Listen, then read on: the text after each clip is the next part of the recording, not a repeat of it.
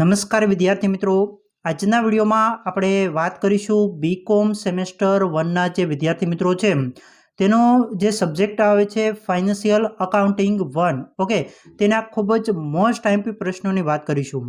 વિદ્યાર્થી મિત્રો, આ વિડીયો તમે જોઈ લેશો ને એટલે તમને ખ્યાલ આવી જશે કે આવનારી એક્ઝામની અંદર તમને કેવી રીતે પેપર આવશે. ઠીક છે, એ ફાઇનલ છે.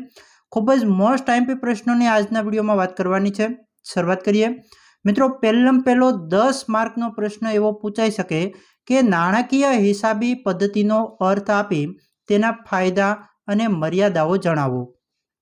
એટલે મુખ્યત્વે જે ફાઇનાન્શિયલ અકાઉન્ટિંગ છે એટલે કે નાણાકીય હિસાબી પદ્ધતિ જે સબ્જેક્ટનું નામ છે તેનો જ પ્રશ્ન પૂછવામાં આવી શકે છે. એટલે કે નાણાકીય હિસાબી પદ્ધતિનો અર્થ આપી ફાયદા અને મર્યાદાઓ જણાવો. તો આ ખૂબ જ મોસ્ટ આઈએમપી પ્રશ્ન છે. આગળ આપણે બીજા પ્રશ્નની વાત કરીએ તો સામાન્ય રીતે સ્વીકાર્ય હિસાબી સિદ્ધાંતો એટલે કે ગેપની મુખ્ય 3 બાબતોની ચર્ચા કરો. તો આ પણ 10 માર્કમાં પ્રશ્ન પૂછાઈ શકે છે. આગળ વાત કરું વિદ્યાર્થી મિત્રો તો ભાગીદારી પેઢીના સંયોજનમાં નીચેના સંજોગોમાં જૂની પેઢીના સોપડામાં કેવી રીતે આમનોંધ કરશો. ઓકે, એટલે આમનોંધ કરવાનો પ્રશ્ન તમને પૂછાઈ શકે છે. હવે જ્યારે તમે આમનોંધ લખો ને તો તેમાં બાબત જે જરૂરી છે તે પણ તમને કહેશે. એટલે ખાસ તમારે નોંધ એ લેવાની છે કે તમારે જે સંજોગો છે જૂની પેઢીના ચોપડામાં સંયોજનમાં, ઓકે, પેઢીના સંયોજનમાં જે સંજોગો છે તેની જૂની પેઢીના ચોપડામાં તમે આમનોંધ કેવી રીતે કરશો તેમાં બાબત જે પણ તમારે લખવાની જરૂર પડશે. આગળ વાત કરું જે આ પ્રશ્ન છે તેમાં હવે પ્રશ્ન શું પૂછેલો છે તમે સમજો. પહેલા પ્રશ્ન આ રીતે પૂછ્યો અને આ 3 પોઈન્ટ આપ્યા છે. ઓકે, તો 3 પોઈન્ટ જોજો. તો જ્યારે કેટલીક મિલકતો નવી પેઢી ન લે અને તેનું વેચાણ કરવામાં આવે ત્યારે શું આમનોંધ થશે, તે પહેલી આમનોંધ.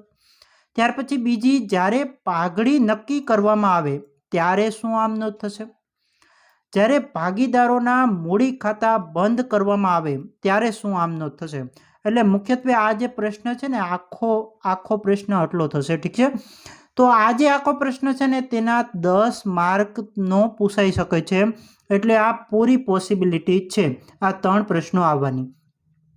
આગળ મિત્રો તમને વાત કરું તો આવી રીતે બીજો પ્રશ્ન પણ આવી શકે કે ખાલી જગ્યા એટલે કોઈ પણ પેઢી હોય તેનું નામ હોય. ઓકે, તો પેઢીના ચોપડે નફા નુકસાન હવાલા ખાતું, ઓકે, નફા નુકસાન હવાલા ખાતું અને ભાગીદારોના મૂડી ખાતા બનાવો. આ પ્રશ્ન તમને 10 માર્કમાં આવી શકવાની પોસિબિલિટી છે.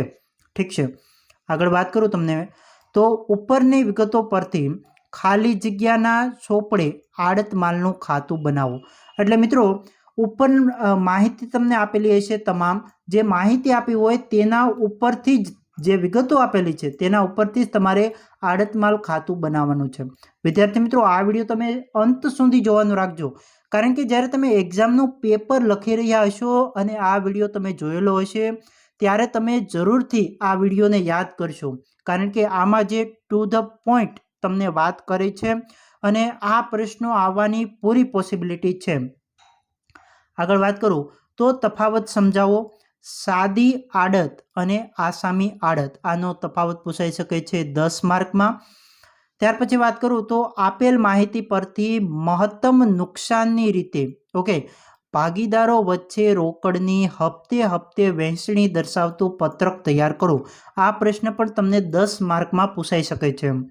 આગળ વાત કરું તો આપેલ માહિતી પરથી મૂડી વધારાની રીતે, પહેલું કીધું મહત્તમ નુકસાનની રીતે, બીજું કીધું મૂડી વધારાની રીતે ભાગીદારો વચ્ચે રોકડની હપ્તે વહેંચણી દર્શાવતું પત્રક તૈયાર કરો. એટલે આ જે 2 પત્રક છે તે ખૂબ જ ઇમ્પોર્ટન્ટ બને છે. પહેલું છે મહત્તમ નુકસાનની રીતે, બીજું છે મૂડી વધારાની રીતે. ખાસ કરીને કરી લેજો.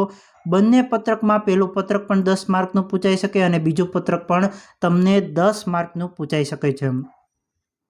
આગળ મિત્રો તમને વાત કરું તો ભાગીદારો વચ્ચે હિસાબની પતાવટ થઈ ગયેલ છે તેમ ધારી સંયુક્ત રાસ ખાતું પેઢીના ચોપડે તૈયાર કરવાનો તમને પ્રશ્ન પૂછાઈ શકે છે, એટલે ખાસ કરીને કરી લેજો, કારણ કે તે 10 માર્કનો પ્રશ્ન પૂછાવાની પોસિબિલિટી છે.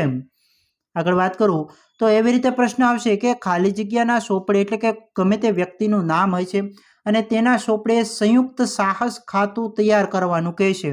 એટલે આ પણ ખૂબ જ આઈએમપી પ્રશ્ન છે. ખાસ કરીને આ તમારે કરવાનું છે. પહેલું જે છે તે સંયુક્ત રાસ ખાતું અને બીજું છે સંયુક્ત સાહસ ખાતું. તો વિદ્યાર્થી મિત્રો, આ તમામ પોઈન્ટ મોસ્ટ આઈએમપી બને છે, એટલે ખાસ કરીને આ તમારે તમામ પોઈન્ટ કરી લેવાના છે. ઓકે, ખૂબ જ ઇમ્પોર્ટન્ટ પોઈન્ટ છે. સાથે જ વિદ્યાર્થી મિત્રો, જો તમે આ ચેનલ સાથે જોડાયા નથી તો ખાસ નીચેનું જે સબસ્ક્રાઈબનું બટન છે તે દબાવી અને જોડાઈ જજો. તમને ખૂબ જ ઇમ્પોર્ટન્ટ જે એક્ઝામની અંદર પૂછાવાની પૂરી પોસિબિલિટી હોય, 99.99% પોસિબિલિટી હોય તેવા તમામ પ્રશ્નો તમારી સમક્ષ મળી છે, એટલે કે તમારી સમક્ષ તમામ રજૂ કરવાના પૂરા પ્રયત્ન કરીશ. એટલે ખાસ આ ચેનલ સાથે જોડાઈ જજો. અને વિડીયો વિશે તમારે કોઈ કોમેન્ટ કરવી હોય તો વિડીયોની નીચે કોમેન્ટમાં જણાવજો. કોઈ પ્રશ્ન હોય તો પણ જણાવજો. હાલ મિત્રો રજા લઈએ, ફરી મળીશું. નમસ્કાર.